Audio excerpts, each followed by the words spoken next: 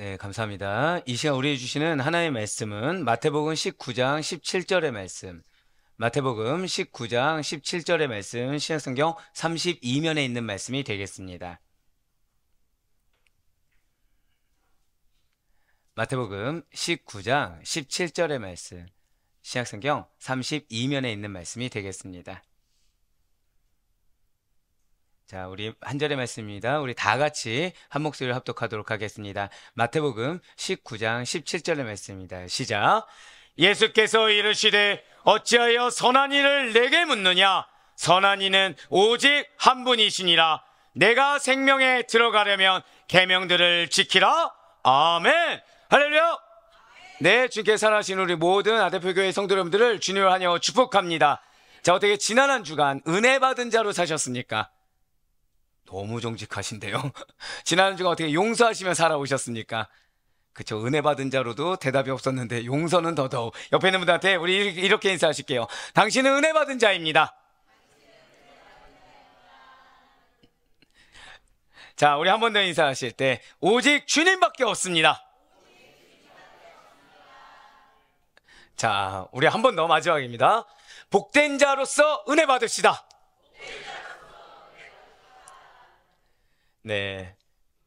어떻게 우리 아대표교회 성도 여러분들, 그 은혜 받은 자에 합당하게 살아가는 삶, 복된 자에 합당하게 살아가는 삶을 지난 한 주간 여러분들 정말 어떻게 살아오셨는지 모르겠어요.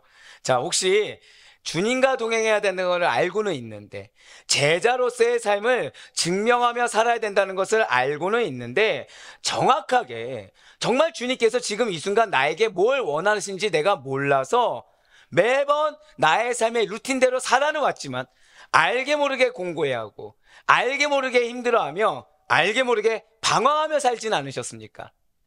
은혜와 축복이 가득한 선택만을 하면서 삶 가운데 나도 승리하고 열매가 좀 있고 주님께서 이렇게 역사하시는구나 라고 명명백백히 아는 삶만을 선택하고 싶은데 아직은 애매하고 아직은 잘 몰라서 답답한 시간들을 보내진 않으셨습니까? 그렇습니다. 비단 주님께서 원하시는 길, 막 은혜가 막 기름 붓듯 붙는 길, 승리가 보장된 길 정도까지는 아니라고 하더라도 좀 우리는 제대로 알고서 걷기를 원한다는 거예요. 이 한 걸음이 나에게 어떤 의미가 있는지, 이 한 걸음이 맞는지 틀린지 정도는 알기를 원한다는 거죠. 그래서 실패 없이 최소한 하나라도 열매 맺는 삶을 원한다는 거예요. 단순히 영적인 측면에서만 우리가 그런 것은 결코 아닙니다. 세상적인 측면에서도 우리는 알고자 하는 것이 너무 많다는 거죠. 네, 맞아요. 우리는 궁금증이 많습니다. 모르고 넘어갈 수도 있는 문제인데 이제는 왠지 모르면 뒤처지는 것 같고 왠지 누군가 안다고 하면 나도 그 정도는 알고 있어야 될 것 같기 때문에 나이가 들면 들수록 오히려 더 배워야 될 것이 많은 것이 작금의 현실이라는 거예요. 요즘은 단순히 포털 사이트에서 검색하는 수준을 이미 넘어섰습니다. 첨단 IT 기술이 발달됨에 따라 AI 인공지능 기술을 활용해서 더욱더 체계적이고 복잡한 추론과 창의적인 문제까지도 해결이 가능해졌다는 거예요. 자, 그러면 영적인 부분들은 대답을 줄 수 있을까요, 없을까요? 한번 영적인 질문에 대해서, 하지만 정말 중요한 질문을 이 AI 대화형 검색 엔진을 통해서 물어봤습니다. 어떤 질문이었냐? 구원을 어떻게 얻을 수 있는가? 라고 질문했을 때 놀랍도록 일목요연하게 잘 알려주더라는 거예요. 근데 문제가 있어요. 텍스트만이라는 거죠, 그냥. 잘 정돈된 정보들은 있지만 쉽게 구원에 이르는 길의 실제를 제공하지는 않더라는 것입니다. 텍스트로는 맞아요. 정리해 놓을 수 있습니다. 그래서 안다고 착각할 수는 있습니다. 하지만 정작 구원에 이른다는 것, 그 구원이 나에게 실제가 된다는 것은 너무나 어려운 일이라는 것이죠. 몇 글자, 몇 문장으로 제대로 알아지는 것도, 제대로 깨달아지는 것도 아닙니다. 우리 중에 예수님을 믿는 믿음으로 구원받는다 모르는 자가 누가 있겠습니까? 문제는 내 삶이 그 믿음으로 구원받은 자에 합당하게 살아가느냐, 아니면 믿지 않는 자와 동일하게 가느냐, 별반 차이가 없는 것처럼 살 때가 너무나도 많다는 거예요. 하지만 우리는 알아야 된다는 거죠. 성도는 구원에 이른다는 것이 무엇인지, 영생을 소유한다는 것이 무엇인지, 구별되어 변화됐다는 것이 무엇인지 제자는 알아야만 한다는 거예요. 그것도 정확하게 알아야 됩니다. 실제가 돼야 돼요. 왜 믿는 자들로 인해서 실족하는 자들이 왜 생기는 것입니까? 이유는 말로는 다 잘해요. 말로는 잘합니다. 행동이 받쳐주지 않아요. 말로는 청산유수입니다. 하지만 삶의 실제가 없다는 거죠. 삶에서는 오히려 믿지 않는 자보다 더 못한 모습을 보일 때가 많다라는 거예요. 하지만 우리는 사문으로 살아가는 자들, 죽은 문장으로 사는 자들이 아닙니다. 고백하실게요. 말씀이 실제가 되어야 합니다. 예, 맞습니다. 말씀이 실제가 되어야 돼요. 여러분들이 구원을 받았다고 한다면 구원이 실제가 되어야 됩니다. 영생을 소유했다고 한다면 영생을 소유한 자의 삶의 실제가 무엇인지 증명이 되어야 된다는 거예요. 그래서 오늘 본문을 주님께서는 바로 이 시점에 우리에게 허락해 주셨다는 것이죠. 바로 마태복음에서 예수를 읽다 시리즈 19번째 시간으로 고백해 보시겠습니다. 선한 이는 오직 한 분. 네, 선한 이는 오직 한 분이라는 제목의 마태복음 19장 17절의 말씀을 통해 구원은 인간의 행위가 아니라 선행의 공로가 아니라 오직 선하신 단 한 분 예수님만을 믿는 믿음으로 가능하다라는 진리를 다시 한 번 더 되새기고 그것이 여러분들의 삶에 실제가 되며 증거가 되기를 원하시고 계십니다. 자, 오늘 말씀에 들어가기 앞서서 먼저 한 가지 질문을 드려볼게요. 사랑하는 성도 여러분들, 대체 선한 것이 무엇입니까? 선하다. 선하다. 선한 게 무엇이죠? 여러분들은 뭐가 선하다고 생각하십니까? 오랫동안 이 질문에 대해서 이 인류는 뭐 믿음이 있냐 없냐 이걸 따지지 않고 모든 인류는 무엇이 선하고 무엇이 악한가에 대해서 고민해 왔어요. 허다한 이론들이 나왔습니다. 그러면서 사람은 선하게 태어나는 것인지 아니면 악하게 태어나는 것인지에 대한 질문과 함께 태어난 다음에 행하는 일에 있어서도 과연 무엇을 기준으로 선과 악을 나눌지에 대해서 철학적인 사유와 그 담론들을 지속해왔다는 거죠. 그렇다면 이러한 오랜 세월 동안 논쟁이 왔던 세상 속에서의 선과 악의 싸움이라는 것이 과연 결론이 났겠습니까?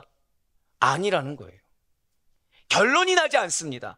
여러분들도 잘 아시는 것처럼 우리가 살아가는 이 땅의 터전에서의 어떠한 전쟁, 어떠한 갈등, 어떠한 이념, 선과 악의 대결이라는 것은 아마도 우리가 저 천성의 갈까지 끊이지 않고 계속해서 이어지게 될 거예요. 왜요? 고백하시겠습니다. 해석이 다릅니다. 기준이 다릅니다. 예, 사람마다 해석이 달라요. 사람마다 기준이 달라요. 부부싸움 하십니까? 안 하십니까? 정직한 자에게 축복이 있을지어다. 아마 부부싸움을 안 하시는 분들은 없을 거예요. 왜 하시죠? 누가 선합니까? 아내가 선합니까? 남편이 선합니까? 제가 만약에 우리 권사님을 만나면 누가 피해자죠? 권사님이 피해자. 장로님이나 남자 집사님 만나면 누가 피해자죠? 장로님이나 남자 집사님 피해자. 자, 누가 선입니까? 누가 선이냐 악이냐 이 논쟁에 대해서 답을 줄 수 없다는 거죠. 왜요? 사람마다 해석이 다르거든요. 사람마다 기준이 다르거든요. 끝이 날 수가 없습니다. 그런데 이러한 선과 악에 대한 논쟁을 종식시키는 유일한 방법이 있다는 거예요. 그것은 세상에는, 인간에는 참된 선이 없고 오직 고백하실게요. 하나님 한 분만이 선하십니다. 바로 그거예요. 분명히 예수님께서는 이렇게 말씀하셨습니다. 바로 마가복음 10장 18절의 말씀입니다. 예수께서 이르시되 내가 어찌하여 나를 선하다 일컫느냐? 하나님 한 분 외에는 선한 이가 없느니라. 아멘. 네, 맞습니다. 어떤 인간이 선하냐? 답을 내릴 수 없습니다. 어느 진영이 선하냐? 답을 내릴 수 없습니다. 어느 환경이 선하냐? 답을 내릴 수가 없어요. 사람마다 해석이 다르고 기준이 다르고 관점이 다르고 판단이 달라요. 하지만 오직 선하신 단 한 분, 오직 하나님만이 여러분과 저에게 무엇이 선한 것인지에 대해서 정의를 내려줄 수가 있다는 거죠. 왜이겠습니까? 고백하실게요. 선의 기준은 하나님이십니다. 바로 그거예요. 선의 기준이 사람이 아니에요. 목사가 아닙니다. 오직 하나님이세요. 진실로 인간은 선하신 하나님의 뜻 안에서 여호와 하나님만을 즐거워하며 여호와께서 하나님께서 기뻐하신 일을 행할 때만이 선함을 실천하며 살아갈 수가 있는 것입니다. 내가 원하는 것을 하는 것이 아니라 하나님이 원하시는 것, 내가 이끌리는 것이 아니라 하나님이 바라시는 것, 그걸 행할 때만이 우리의 삶의 결과물이 선하다고 인정받을 수가 있다는 거죠. 그리고 만일 우리가 이러한 선하신 하나님만을 지속적으로 따르고 변치 않고 의지하며 동행하는 삶을 살아간다고 한다면 그 종국에는 예수 그리스도를 통해 이룩한 구원과 영생을 누리고 천국을 소유할 수 있다는 사실을 반드시 믿으시길 바라요. 분명 바로 이러한 진리에 대해서 하나님의 말씀인 성경은 우리에게 이렇게 증거하고 있습니다. 바로 마태복음 12장 35절과 요한복음 5장 29절의 말씀을 같이 보실게요. 선한 일을 행한 자는 생명의 부활로, 악한 일을 행한 자는 심판의 부활로 나오리라. 선한 사람은 그 쌓은 선에서 선한 것을 내고, 악한 사람은 그 쌓은 악에서 악한 것을 내느니라. 아멘. 지금 붉은색을 보이신 것처럼 선한 일, 선한 사람, 선한 것, 이 모든 것은 다른 거랑 연관이 있는 것이 아닙니다. 오직 선하신 하나님과만 연관되어 있다는 사실을 절대 잊지 마시길 바라요. 만약에 어떠한 상황이 여러분들에게 찾아온 거예요. 찾아와서 선한 것이 무엇이야? 라고 그 상황이나 삶이 여러분들에게 묻는다고 한다면 과연 여러분들은 무엇이라고 대답하시겠습니까? 어떤 사람이 여러분들한테 와서 뭐가 선한 거지? 선한 것이 뭐야? 라고 한다면 여러분들은 과연 그 사람에게 그 처한 상황에서 여러분들은 과연 뭐라고 대답하시겠습니까? 오직 선하신 한 분, 하나님만을 알고 그분을 믿으며 그분의 뜻대로 사는 삶이 선한 거야 라고 자신 있게 대답할 수 있으시겠습니까? 그렇습니다. 이 일을 예수님께서는 너무 당연하게 하셨다는 거예요. 신성을 가지신 예수님이고 얼마든지 자신의 공을 드러낼 수 있는 분인데도 불구하고 선한 것은 누구에게 있다고요? 오직 하나님께 있다고 당연하게 밝히셨다는 거죠. 오늘 본문인 마태복음 19장, 다음 주에 살펴본 마태복음 20장은 예수님의 공생의 마지막, 얼마 남았다고 말씀드렸죠? 1년이 아닙니다. 이제는 19장 20장은 6개월간의 사역을 담고 있어요. 지금 굉장히 중요한 시점입니다. 이렇게 얼마 남지도 않은 중요한 시기에 예수님께서는 당연하게도 선한 것은 하나님밖에 없다는 거예요. 오직 선하신 하나님의 뜻에 따라 하나님께서 예수님께 원하시는 선한 일, 바로 그 일을 이루고 계셨다는 것이죠. 자, 6개월밖에 남지 않았습니다. 가장 중요한 걸 행해야 되지 않겠습니까? 가장 중요한 메시지를 전해야 되지 않겠습니까? 근데 그 전에 예수님께서는 몸소 본을 보여주신 것이 내 뜻, 내가 지금 급하다고 생각하는 일, 내가 필요로 생각하는 일을 행하신 것이 아니라 주님께서, 하나님께서 원하시는 일을 행하셨다는 거예요. 그래서 예수님께서는 이제 십자가 순환을 6개월 앞둔 시점에서 그의 제자들에게 온전히 십자가를 지는 제자도의 실천을 강조하시면서 고백하실게요. 자기 부인의 중요성을 거듭 가르쳐주고 계십니다. 그렇습니다. 이제 6개월밖에 남지 않은 가장 중요한 시점에서 예수님께서는 하나님이 당신에게 명하신 일, 바로 인류 구원을 위해 십자가를 지시는 선한 일을 행하는데 온 신경이 집중되어 있었어요. 그 가운데 다른 것이 중요한 것이 아니라 하나님께서 원하시는 일을 해야 돼. 자기를 부인해야 돼. 이 가장 중요한 일을 집중해서 행하고 계시다는 거죠. 그런데 안타깝게도, 너무 안타깝게도 유대인들이, 더 안타까운 건 제자들이 여전히 바뀌지 않는 거예요. 여전히 하나님께서 원하시는 선하신 일이 무엇인지에 대해서 전혀 깨닫지 못하는 영적 소경의 모습을 자꾸만 드러내고 있었다는 거죠. 누가요? 유대인들이. 누가요? 놀랍게도 제자들이 그렇게 보여주셨고, 그렇게 말씀해 주셨고, 그렇게 함께 해주셨는데도 여전히 영적 소경의 상태입니다. 특히나 유대인들은 예수님께서 제시하시는 천국 복음의 관점이 아니라 여전히 구약의 율법주의적인 관점을 가지고 모든 문제를 해석하려고 듭니다. 그리고 자꾸 문제를 만들어요. 넘어갈 수 있고 문제가 아닌 것을 문제라고 치부해버립니다. 그러면서 시시비비를 가리면서 예수님께 시비를 걸고 대적하고 있어요. 더군다나 그들은 지금 구원, 영생에 대해서 관심이 있는 것이 아닙니다. 지금 가장 시급한 문제가 있는데 말로는 하나님을 믿는다고 하면서, 말로는 하나님께서 이걸 원하신다고 하면서 그들의 포커스, 그들의 행위에는 전혀 하나님이 없었다는 거죠. 근데 문제가 있어요. 구원과 영생이 우리의 인생에 가장 중요합니다. 여러분들 신앙생활 왜 하십니까? 천국 가기 위함 아닌가요?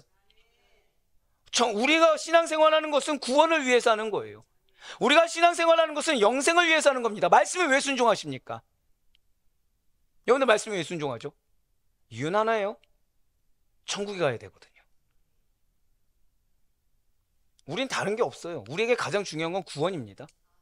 우리가 가장 중요한 건 영생이죠. 지금 그런데 유대인들은 그게 관심이 없어요. 이 땅이 너무 중요해요. 내 감정이 지금 너무 중요해요. 내 위치가 너무 중요해요. 그런데 그들은 지금 놓치고 있어요. 인생에 있어 중요한 구원, 인생에 있어 중요한 영생에 관한 진리라는 것은 예수님께서 제시하신 천국 복음의 관점이 아니고서는 아무리 능수능란하게 말을 해도, 아무리 많은 말씀을 안다고 해도 도저히 이해할 수 없고 온전히 성취할 수도 없는 것입니다. 그럼에도 불구하고 유대인들과 제자들은 옛 사고방식에 젖어서 자기에게 빠져 있어서 예수님께서 가르쳐 주신 천국 복음의 비밀을 명확하게 깨닫지 못하는, 그것조차도 받아들이지 못하는 잘못을 범하고 있었다는 거죠. 그러니 지금 예수님께서 얼마나 답답하시겠습니까? 이제 6개월밖에 안 남았어요. 이제 6개월밖에 안 남았는데 한번 생각해 보세요. 내가 이제 6개월밖에 이 장소에 없다고 생각해 보세요. 가장 중요한 메시지를 전하는 겁니다. 가르쳐줘야 될 게 너무 많아요. 근데 2년 전하고 똑같은 거예요. 처음 만났을 때랑 똑같은 거예요. 얼마나 답답하시겠습니까? 이제 6개월 뒤면 예수님께서는 십자가에서 순환을 당하시고 피 흘려 죽으셔야 합니다. 유대인들과 제자들을 천국 복음으로 일깨워 줄 수 있는 시간, 그들이 바르게 서 있고 바르게 영생을 얻을 수 있는 그 시간이라고는 고작 6개월밖에 남지 않았어요. 이런 시점에, 이렇게 급박하고 중요한 상황에 한 답답한 청년관원이 예수님을 찾아왔습니다. 왜 찾아왔습니까? 그는 너무나도 궁금한 것이 있었어요. 바로 마태복음 19장 16절의 말씀입니다. 어떤 사람이 주께 와서 이르되 선생님이여 내가 무슨 선한 일을 하여야 영생을 얻으리까? 아멘. 지금 이 청년관원은 세상적으로 매우 돈이 많은 자였어요. 그냥 조금 잘 산다 정도가 아니라 재물이 차고 넘치는, 오늘날 따지면 준재벌급의 청년 관원이었다는 거죠. 이러한 그의 관심은 무언가 세상적으로 뭔가 갖춰졌습니다. 그러니 종교적으로도 무언가 인정받고자 하는 욕구가 있었어요. 무언가 율법을 행함으로 인해서 구원을 얻을 수 있다라는 잘못된 옛 사고방식을 가진 자가 바로 이 청년관원이었습니다. 그래서 예수님을 만나기 전에 이 부자 청년은 게을렀던 게 아니에요. 현실에서도 열심입니다. 종교적으로도 열심이었어요. 그래서 구약이 정한 율법을 아주 성실하게 잘 지키며 살아왔다는 거죠. 대제사장들이 인정합니다. 랍비들이 인정합니다. 그래서 그는 자신이 잘하고 있다고 생각했어요. 그렇기 때문에 스스로 자부심이 대단했습니다. 생각해보세요. 현실에서도 뭔가 이루었습니다.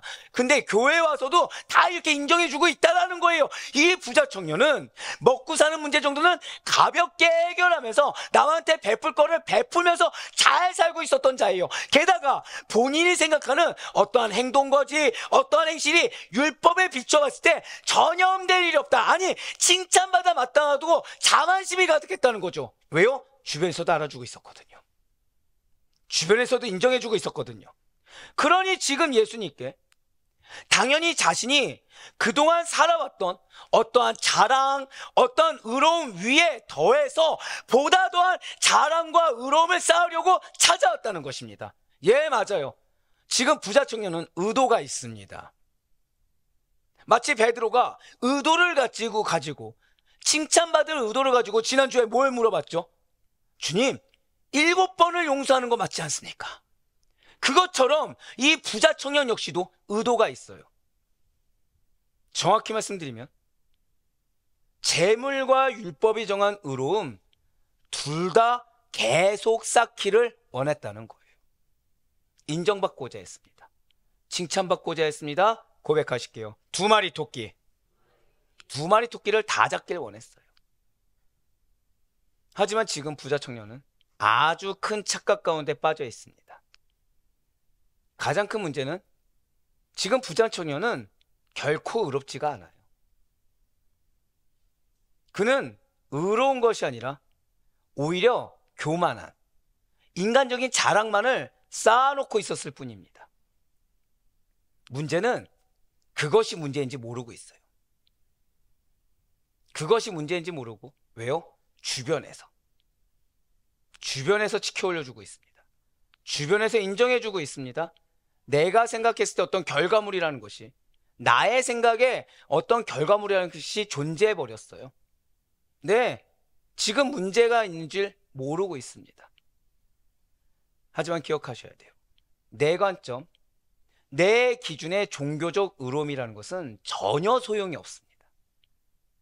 부자 청년의 재물과 구약적 율법이 정한 의로는 이 영생과 천국을 소유할 수가 없다라는 거예요. 근데 참 아이러니하죠.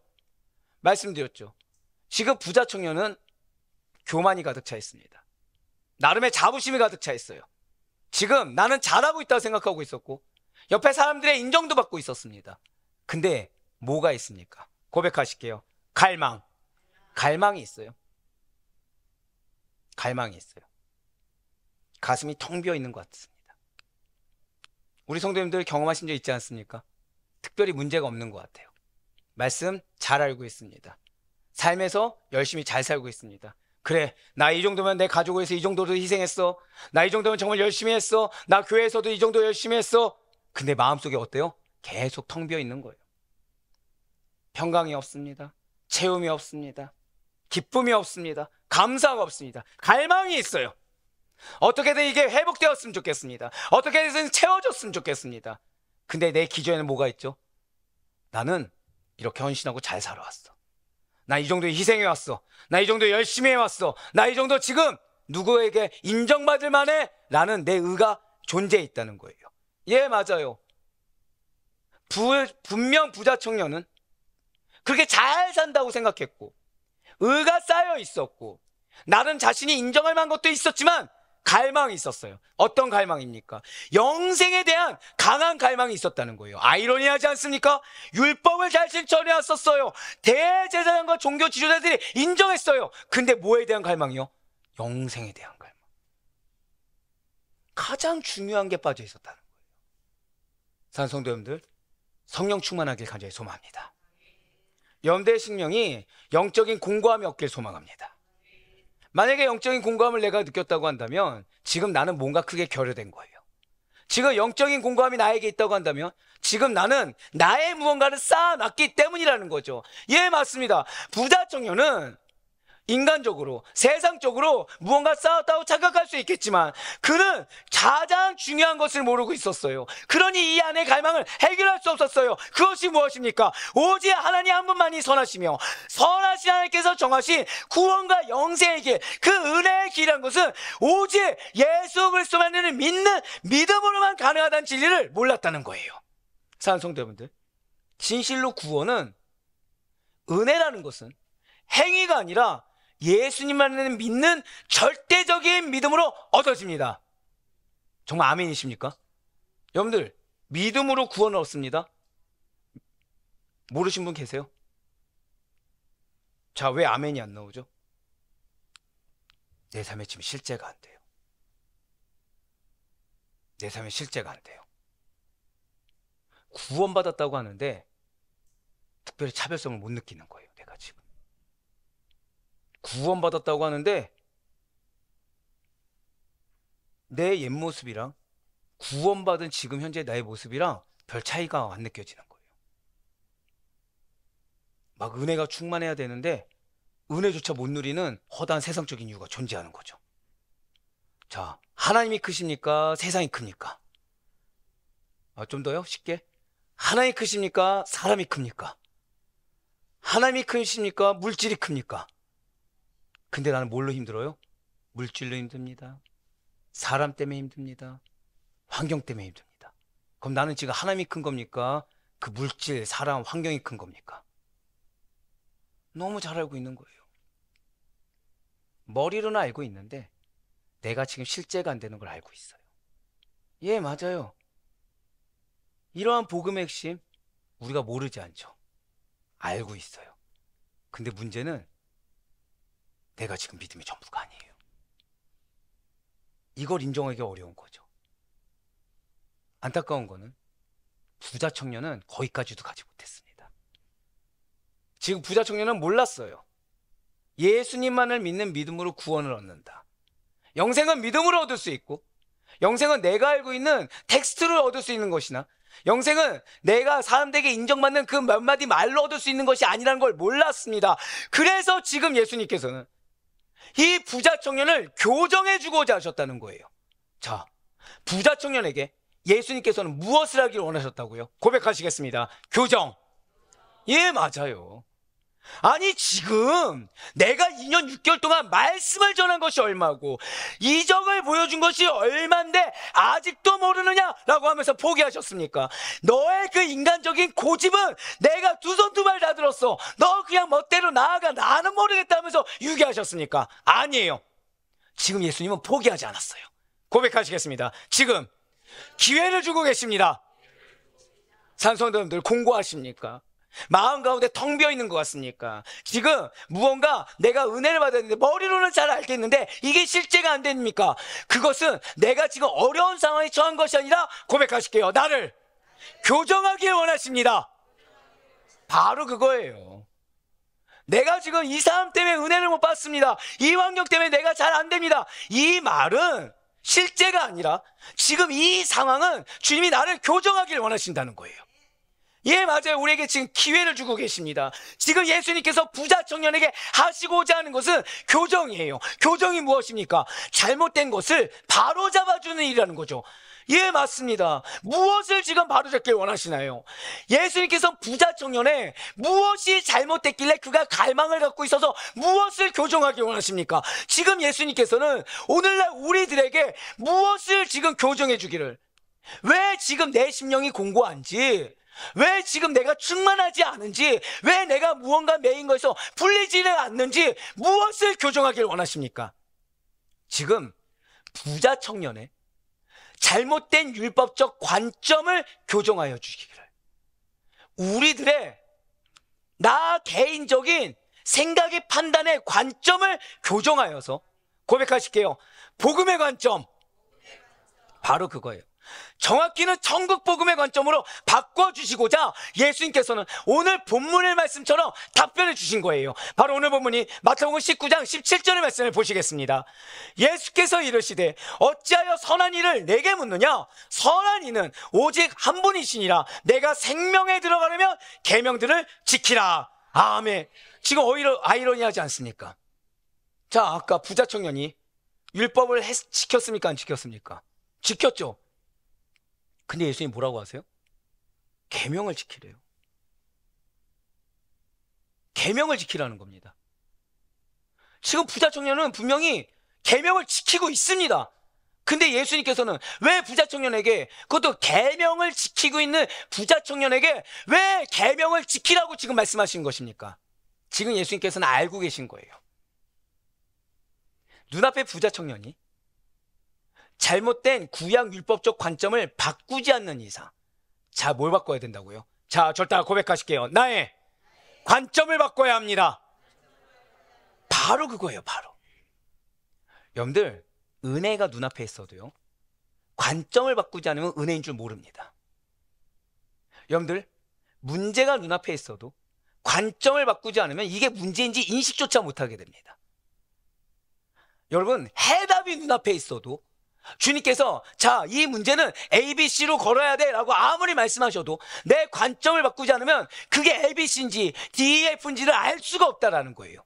예, 맞습니다. 지금 예수님께서는 눈앞에 부자 청년이 아무리 본인이 솔루션을 줘도 잘못된 구약율법적 관점을 바꾸지 않는 이상은 절대 그 선한 일에 참된 뜻을 이해하지 못할 뿐더러 선한 일을 행하면서 하는 일이 거의 불가능한 것을 알고 계셨어요. 지금 주님께서는 우리들이 관점을 바꾸지 않으면, 한 번 더 고백하실게요. 나의 관점을 바꿔야 합니다. 바로 그거예요. 내 관점을 바꾸지 않으면 아무리 주님께서 은혜를 주시고 말씀을 주셔도 그의 참뜻을 이해하지 못하고 받아들이지 못할 뿐더러 또한 우리의 모든 삶이 상급을 쌓는 행위가 되어야 되는데 전혀 불가능할 것을 알고 계셨다는 거죠. 아무리 봉사를 해도, 아무리 내가 희생을 해도 선한 일이 될 수가 없다는 걸 알고 계신 거예요. 무엇을 바꾸지 않으면요? 관점을 바꾸지 않으면. 그렇습니다. 지금 부자 청년에게 시급한 일은, 지금 우리에게 가장 시급한 일은 무슨 선한 일을 해야 영생을 얻을 수 있습니까? 이 질문이 아니에요. 무엇을 해야 지금 이 문제가 해결됩니까? 무엇을 해야 은혜란 걸 받습니까? 이 문제가 아니라는 거예요. 여러분들 반드시 기억하셔야 돼요. 내가 지금 공부하다고 해서 나 지금 은혜가 시급해라고 얘기하시면 안 됩니다. 내가 지금 안에 갈망이 있고 내가 지금 어려움이 있다고 해서 섣불리 내가 무엇을 해야 이 은혜를 받고 채움받습니까? 라고 질문해서 안 된다는 거예요. 왜요? 우린 지금 그게 시급한 것이 아닙니다. 우리가 세상에서 말하는 어떠한 선한 일이나 구약에서 정한 율법에서 선 또는 인간적인 기준, 인간적인 관점이 궁극적으로 천국으로 인도할 수가 없듯이 영생이라는 것은, 은혜라는 것은 오직 선하신 한 분 하나님과 그 하나님께서 인류의 구원을 위해 이 땅에 보내신 독생자 예수 그리스도를 아는 것, 믿는 것이 가장 먼저라는 거예요. 그래서 예수님께서는 무엇을 해야 은혜를 받을 수 있냐, 무엇을 해야 채움받을 수 있냐, 무엇을 해야 이것이 해결될 수 있냐, 그것이 급한 것이 아니라, 고백하실게요, 먼저 제대로 알아야 합니다. 그래서 예수님께서 이렇게 말씀하셨습니다. 요한복음 17장 3절의 말씀입니다.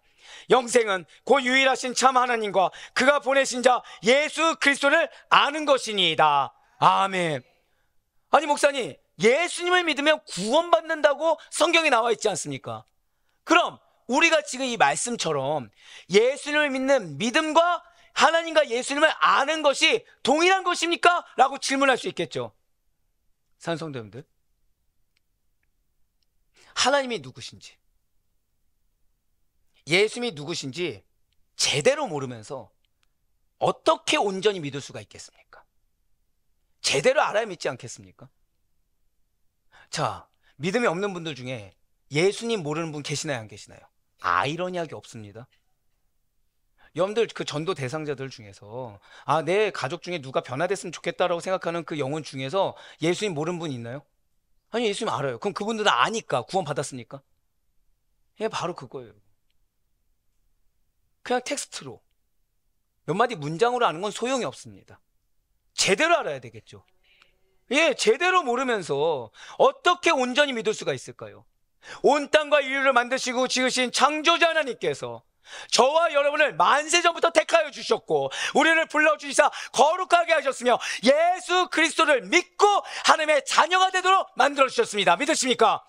우리가 믿음을 갖게 된 것 역시도 나의 공로, 나의 행위가 아니라 먼저 믿은 자가 예수님께서 우리의 구원 주십니다 라는 사실을 전하였고, 그로 인하여 복음의 기쁜 소식을 듣고 우리는 믿게 됐다는 거예요. 하나님의 은혜로 말미암아. 분명 사도 바울이 우리에게 이렇게 증거하고 있지 않습니까? 로마서 10장 17절의 말씀입니다. 그러므로 믿음은 들음에서 나며 들음은 그리스도의 말씀으로 말미암았느니라. 아멘. 맞아요. 들어야 돼요. 뭘요? 말씀을 들어야 돼요. 근데 아시다시피 들어서 끝나는 것이 아니에요.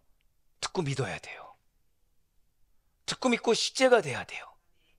진실로 예수님께서는 가장 먼저 다른 누가 아니라 구약적 율법의 관점의 메인 자들에게 회개를 요청하시고, 자, 누구에게 회개 요청하셨다고요? 고백하실게요. 관점의 메인 자들. 바로 그거예요. 인간적인 관점, 세상적인 관점, 나 개인적인 관점의 매인자들에게 회개를 요청하시고, 회개는 어떤 자들이 하는 겁니까? 여러분들, 그냥 쉽게 죄인이 하는 겁니다라고 하시면 안 돼요. 지금 예수님은 우리도 아시다시피 유대인들에게 회개를 요청하셨어요. 그들이 어떤 자더라고요? 관점의 매인자들이에요. 관점의 매인자들. 즉, 죄된 결과가 나옵니다. 왜 죄된 결과가 나오죠? 자, 좋은 나무에서 뭐가 나오죠? 좋은 열매. 나쁜 나무에서 뭐가 나옵니까? 나쁜 열매. 죄된 관점에서 뭐가 나오는 거예요? 죄된 열매가 나오는 거예요. 복음의 관점에서 뭐가 나오죠? 복음의 열매가 나오는 거예요. 지금 그거예요, 그거.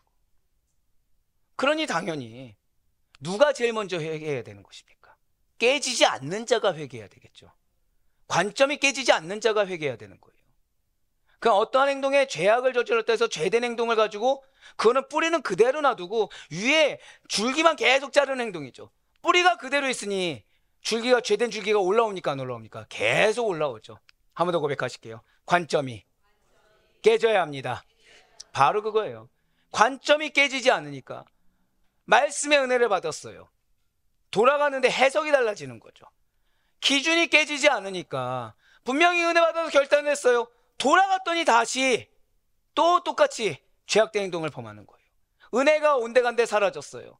어디 갔는지 모르겠어요. 근데 나는 뭐가 문제인지 모르겠어요. 그러니까 누가 문제가 되는 거예요? 나한테 실족할 만한 말을 했던 사람, 내 생각대로 움직여주지 않은 환경, 나 외의 것을 계속해서 탓하고 있는 거죠. 문제는 어디 있습니까? 한 번 더 고백하실게요. 나의 관점이, 나의 기준이 깨지지 않았습니다. 바로 그거예요. 하지만 예수님께서는 이미 답을 주셨어요.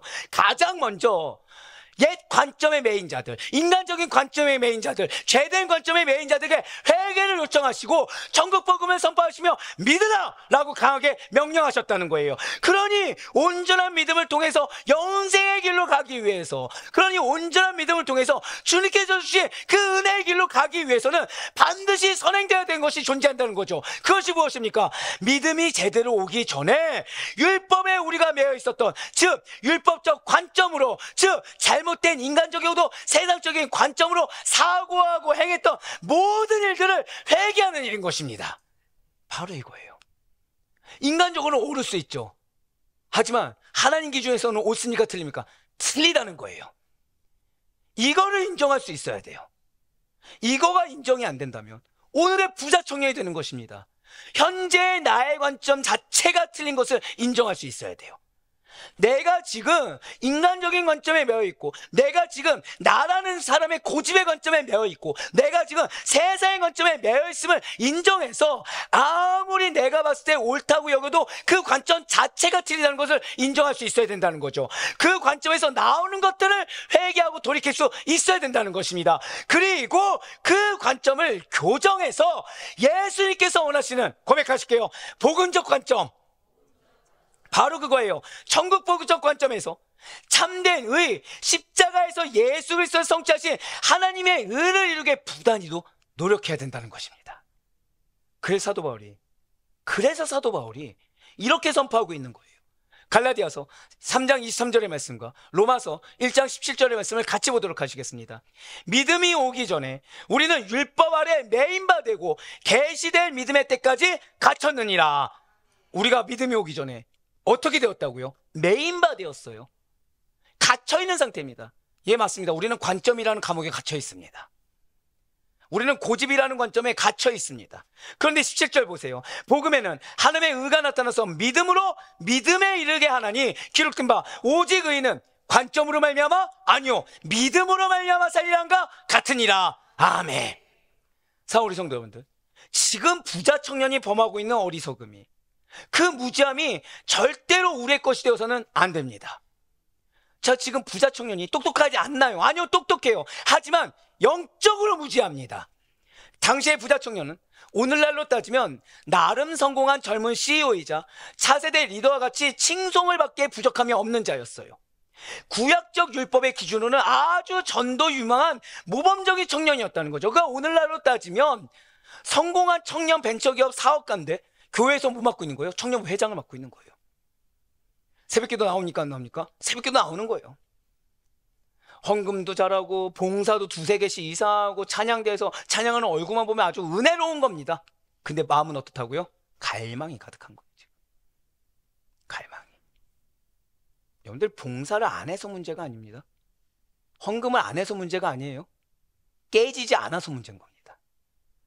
벗어나지 못해서 문제인 것입니다. 예, 맞아요. 지금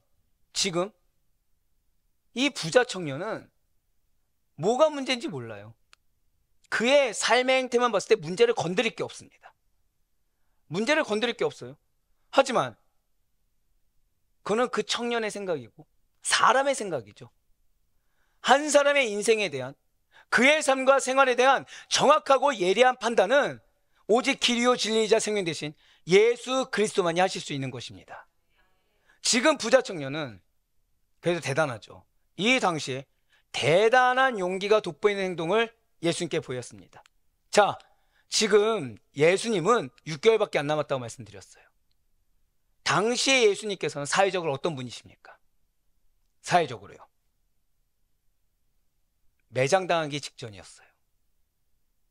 유대 종교 지도자들에게 질투와 시기를 받으며 제거 1순위인 위헌인물이었습니다.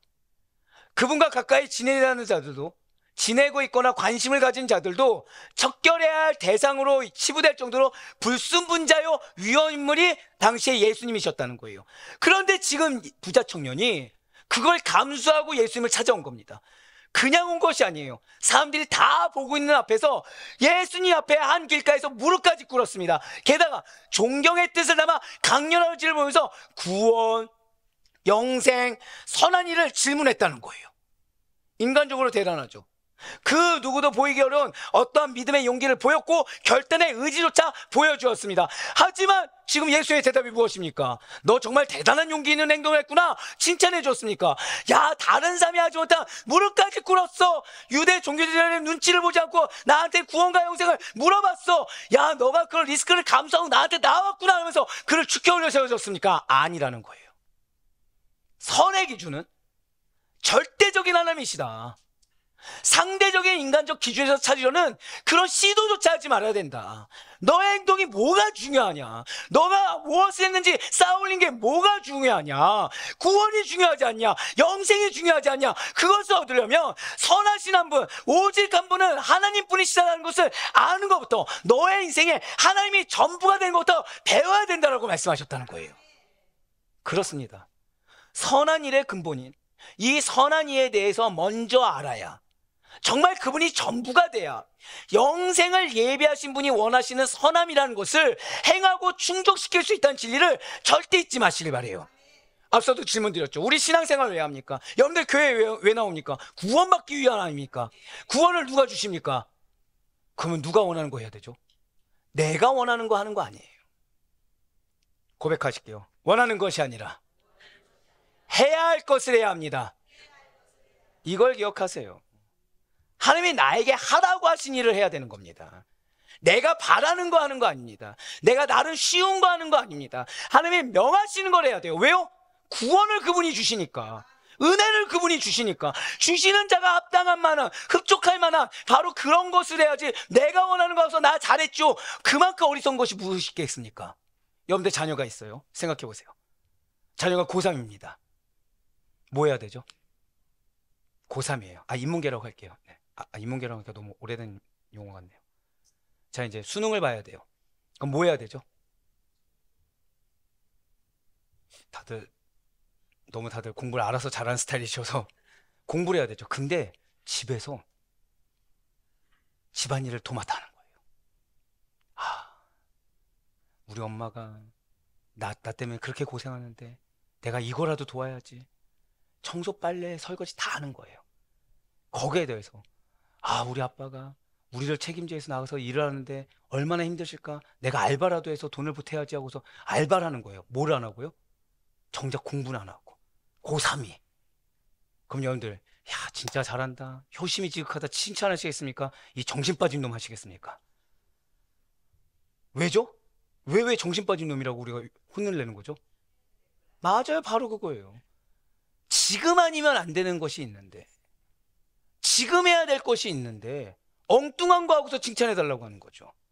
지금 그 시기를 놓치면 안 되는데, 말씀드렸죠. 지금 언제라고요? 6개월밖에 안 남았습니다. 지금 아니면 안 되는데 여전히 엉뚱한 얘기하고 있는 거예요. 지금 아니면 안 되는데 여전히 자기 좋은 일 하고서 칭찬해달라고 어리광이처럼 투정을 부리고 있다는 거죠. 우리가 어떠한 존재인지 잊지 마셔야 돼요. 우리는 선하신 하나님의 형상대로 지음을 받은 존재들입니다.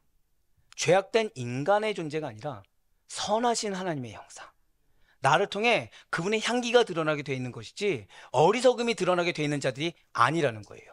하나님께서 우리의 구원을 위해 예비하신 예수 그리스도, 바로 그분 안에서 선한 일을 하기 위해 불러주셨음 또한 잊지 않고 기억하사 그에 합당하게 하시는 우리 모두가 되길 간절히 소망합니다. 그런 우리의 정체성과 우리의 사명에 대해서 사도 바울이 이렇게 증거하고 있어요. 에베소서 2장 10절의 말씀입니다. 우리는 그가 만드신 바라 그리스도 예수 안에서 선한 일을 위하여 지으심을 받은 자니 이 일은 하나님이 전에 예비하사 우리로 그 가운데서 행하게 하려 하심이니라. 아멘. 바로 그거예요. 하나님 안에서 하나님을 기준으로, 하나님의 관점으로 행하게 우리는 지음을 받았어요. 내가 기준이 아닙니다. 인간적인 어떠함도 기준이 아닙니다. 내가 생각하고 내가 인정하는 선한 일이 아니라 하나님이 원하시고 하나님이 인정하시는 일을 해야 돼요. 하나님께서 정하신 그 말씀을 기준으로 철저할 정도로 예수 그리스도 안에서 선한 일을 행하는 내가 되어야 된다는 거죠. 내 입장에 맞추어서, 내 시간에 맞추어서, 내 육신의 상태에 맞추어서, 내 관점에 맞춰서 행하는 자가 우리가 아니라는 거예요. 그래서 예수님께서는 선하신 분은 오직 하나님 한 분이시다를 부자 청년에게서 말씀하시면서 끝내지 않으셨습니다.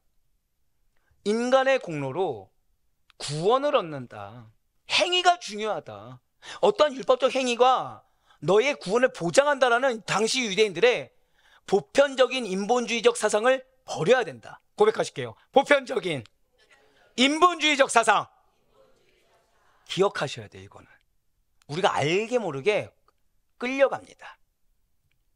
인간적으로, 사람이라면 이게 다 보편적인 인본주의적 사상이에요. 인간 기준으로, 사람 기준으로 하나님께서 원하시는 오직 그리스도만을 믿는 믿음과 그분의 말씀에 대한 순종의 정신에서 발현된 온전한 그리스도의 사랑을 실천해야 된다까지 말씀하셨다는 거죠. 마태복음 19장 21절의 말씀 보도록 하실게요. 예수께서 이르시되 내가 온전하고자 할진대 가서 내 소유를 팔아 가난한 자들에게 주라. 그리하면 하늘에서 보화가 내게 있으리라. 그리고 와서 나를 따르라 하시니. 아멘. 지금 예수님께서는 알고 계셨어요. 부자 청년이 어떤 상태인지 알고 계셨습니다. 지금 부자 청년은 말씀드렸다시피 율법을 행하는 데 있어 흠이 있었습니까? 없었습니까? 없었어요. 율법 잘 행했습니다. 세상적으로 어땠죠? 성실하게 잘 벌었습니다. 그런데 지금 그는 갈망이 있었다고 그랬죠. 그러니까 예수님이 뭐라고 하신 거예요? 너 온전하길 원해? 그 다음 뭘 말씀하셨죠? 내 소유를 팔아. 여기서 오해하지 마세요. 아, 물질을 다 드리는 것보다? 아니요. 고백하실게요. 나의 관점을, 나의 기준을, 나의 집착을 버려야 합니다. 바로 그 뜻이에요. 부자 청년이라고 말씀드렸죠. 부자 청년의 기준은 뭐예요? 죄송하지만 돈입니다. 관점이 뭐예요? 돈입니다. 집착이 뭐예요? 돈입니다. 그거 버리라는 거예요. 버리면 대신 뭐가 있습니까? 하늘에 보화가 있다는 거예요. 근데 따르는 자들이 이걸 하는 것이 아니라 따르기 전에 그걸 해야 돼요. 지금 예수님께서는 알고 있었어요. 지금 이 부자 청년이 예수님께서 말씀하신 대로 소유를 팔아 가난한 자들에게 준다고 해서, 자, 이 가난한 자들에게 소유를 팔아 준 적이 있습니까? 없습니까? 전부는 아니지, 있어요. 왜요? 율법에는 하루에 3번씩 선행을 해야 되거든요. 가난한 자들에게 줬습니다. 근데 예수님께서 원하시는 수준이 아니죠. 내가 할 수 있다 여긴 만큼만 했죠. 사람이 인정할 만큼만 했죠. 기준이 또 누굽니까? 나였어요. 지금 소유를 팔아 가난한 자에게 준다고 해서 부자 청년이 과연 영생을 얻을 수가 있겠습니까? 아니에요. 분명 오늘 본문에서도 예수님께서 이렇게 말씀하신 것은 맞습니다. 오늘 본문 19장 17절 말씀 다시 한번 더 보도록 하실게요. 지금 붉은색에 표현된 부분을 보시면 내가 생명에 들어가려면 계명들을 지키라 라고 말씀하셨어요.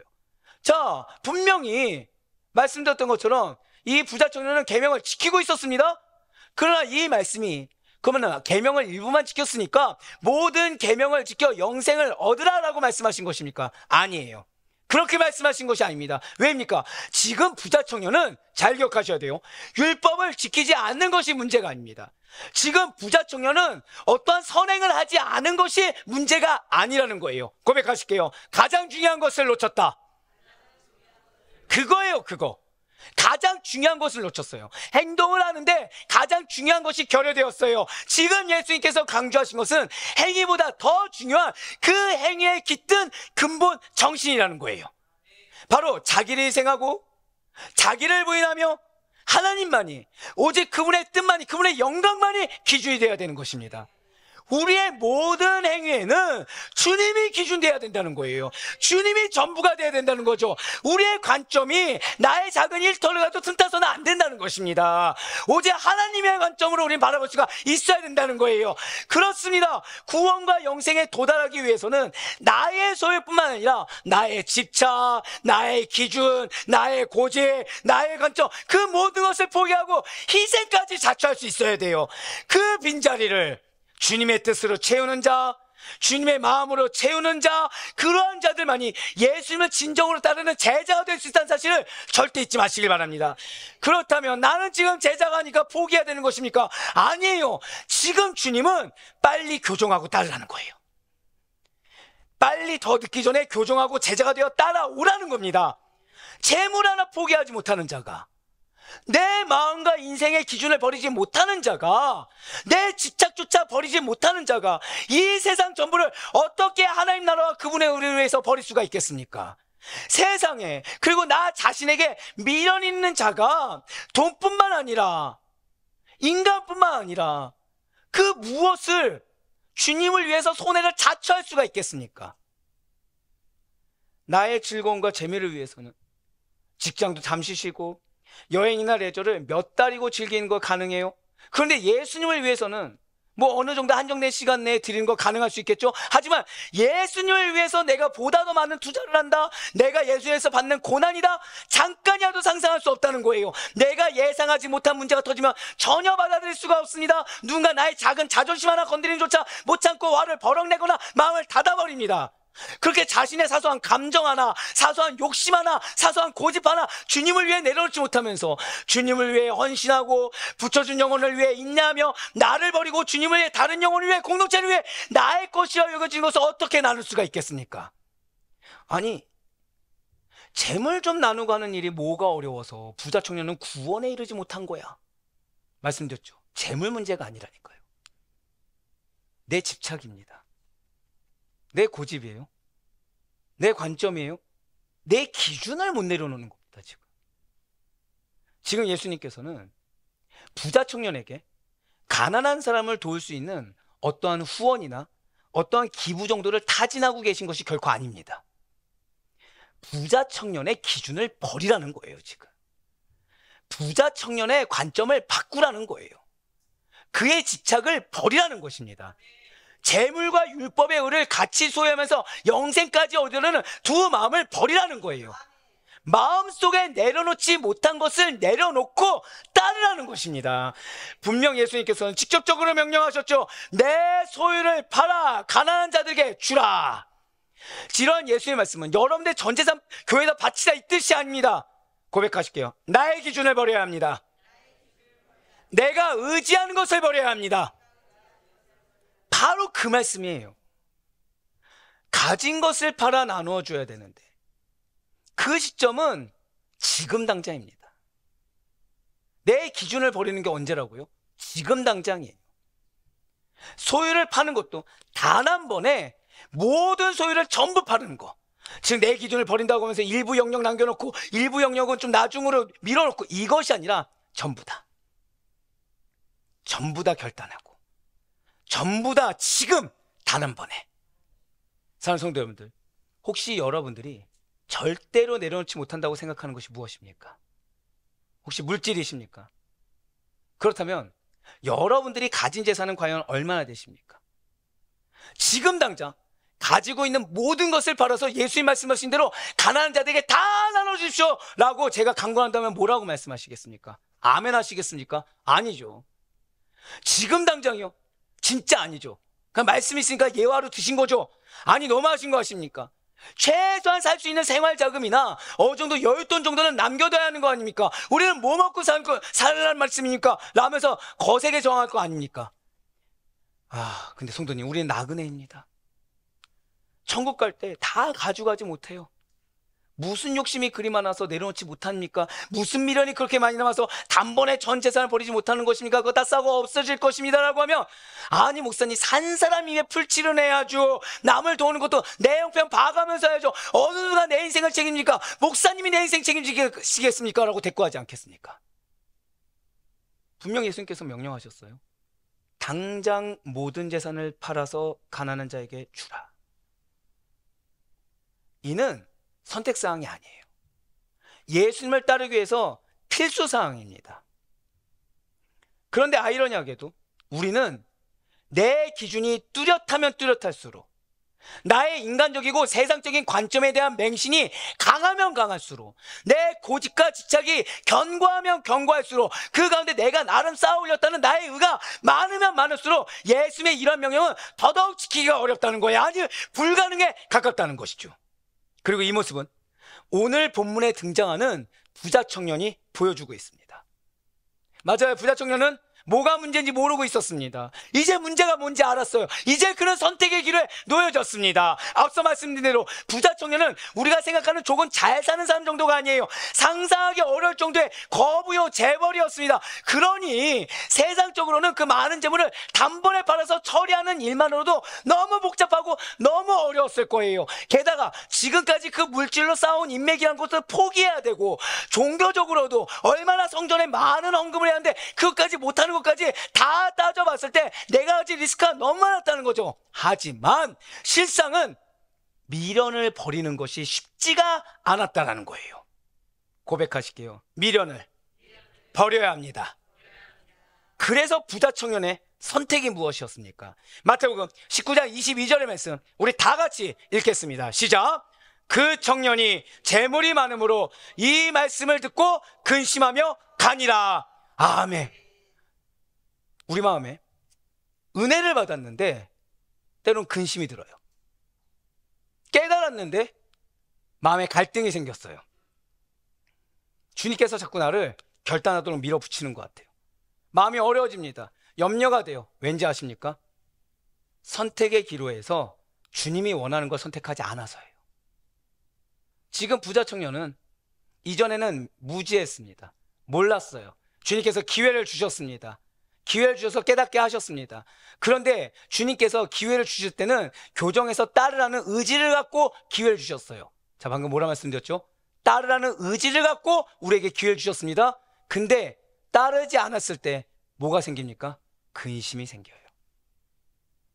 주님의 요청에 나는 아니라고 하지만 거부했을 때 근심이 생기고, 염려가 생기고, 감정적으로 불쾌감이 생기고, 실족이 생기고, 시기가 생기고, 질투가 생기는 거예요.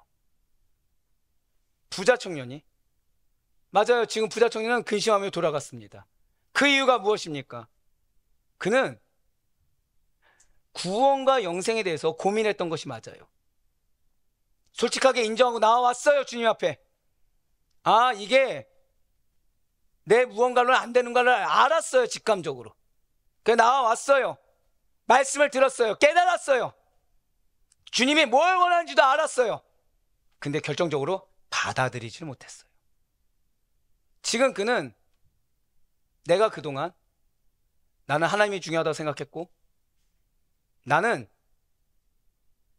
하나님을 믿는 믿음 가운데 구원이 중요하다고 생각을 해왔지만 내가 영생보다 무엇을 더 중요하게 여기고 있는지가 확연하게 드러나게 되었어요. 앞에 있는 메시아가 나에게 뭘 원하는지도 알겠어요.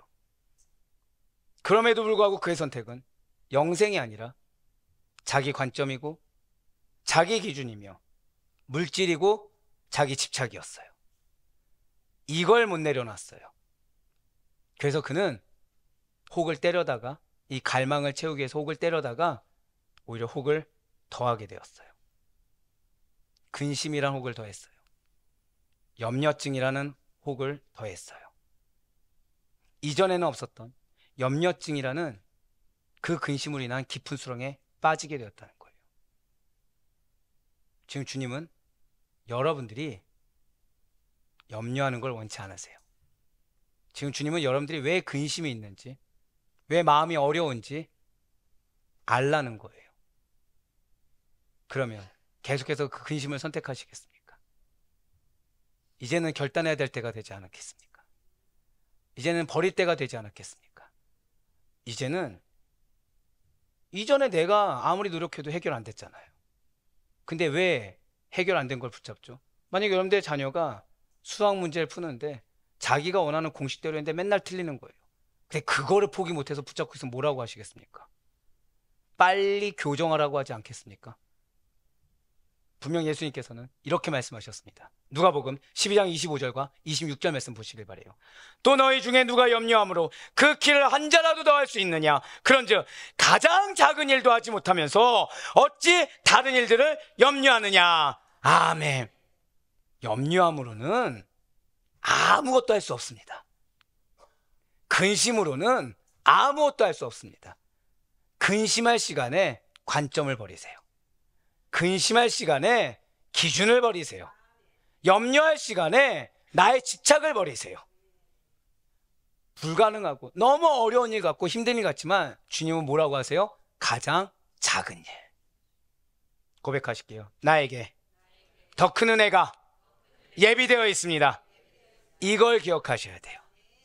그래서 주님은 지금 답답한 마음으로 우리를 초청하고 계신 것입니다. 자, 우리 아르포의 성도 여러분들, 과연 여러분들은 어떠십니까? 일상에서의 여러분들은, 가정에서의 여러분들은 무엇을 더 중요하게 여기며 살아가고 계십니까? 오늘 부자 청년은요, 염려하지 않아도 될 일을, 그냥 너무나도 당연하게 결단하고 취해야 될 일을 그저 염려만 하는데 그쳐버렸어요. 그러나 우리는 달라야 됩니다. 고백하실게요. 염려할 일이 아닙니다. 맞아요. 염려할 일이 아닙니다. 머뭇거릴 일이 아니에요. 믿음의 길을 걸어가는 데 있어서 내가 인내하게 되는 일, 내가 부인되는 일, 내가 희생되는 일, 내가 좀 더 헌신하는 일, 이런 것들은 염려하는 일이 결코 아닙니다. 우리의 영생을 위해서 마땅히 행해야 될 일인 것입니다. 내 공로, 내 자랑, 나의 영생을 얻는데 내가 은혜를 받는데 아무런 소용이 없어요. 진실로 구원은 하나님의 절대적인 주권, 전적인 하나님의 은혜라는 걸 우린 너무나도 잘 알고 있습니다. 구원받은 백성의 땅에 내려주시는 은혜는 누가 하시는 것입니까? 하나님의 주권이라는 거예요. 이러한 은혜의 영역에 인간의 노력이라는 숟가락을 얹으려고 해서는 안 돼요. 인간의 감정이라는 숟가락, 인간의 연약함이라는 숟가락을 얹으려고 해서도 안 됩니다. 그 가운데 남들보다 조금 잘했다고, 그 가운데 남들보다 좀 더 눈물을 흘렸다고 칭찬을 받을 것을 기대해서도 안 돼요. 예수 그리스도의 십자가 공로에 인간의 그 무엇도 첨가하거나 덧입히려는 악한 시도를 해서는 안 되는 것입니다. 주님은 우리의 모든 것이 선하다고 칭함받기를 원하세요. 우리는 오직 하나님만이 선하시다는 것을 정말 인정하고 나의 기준과 관점 다 버리고 그 하나님을 알게 힘써야 되는 것입니다. 우리의 삶의 기준에 선하신 하나님 한 분만이 자리 잡기를 간절히 소망합니다. 그래야 여러분들의 기준과 관점, 집착, 고집이 다 없어지고 온전히 예수님께서 인정하시고 원하시는 선한 일만의 결정만이 다 남아있을 수 있게 간절히 소망합니다. 그러니 바라옵건 없기는 여러분들의 모든 삶의 열매가 선하신 오직 한 분, 하나님께서 우리에게 정하신 유일한 구원의 길, 예수님만을 믿는 그 믿음의 열매요. 그분이 하라고 하신, 내가 원하는 거 말고 그분이 하라고 하신 선한 일들의 열매들로 가득 차 있으며, 그런 여러분들을 통해 교정된 자가 받는 축복이 무엇인지, 주님의 초청 앞에 그냥 내버려두고 모른 척함으로 염려증이 아니라 그 모든 것을 해소하고 진실로 나의 삶에 천국이 임하는 삶의 증거가 무엇인지를 확증하며 나아갈 수 있는 우리 모두가 될 수 있기를 주님의 이름으로 간절히 축원합니다.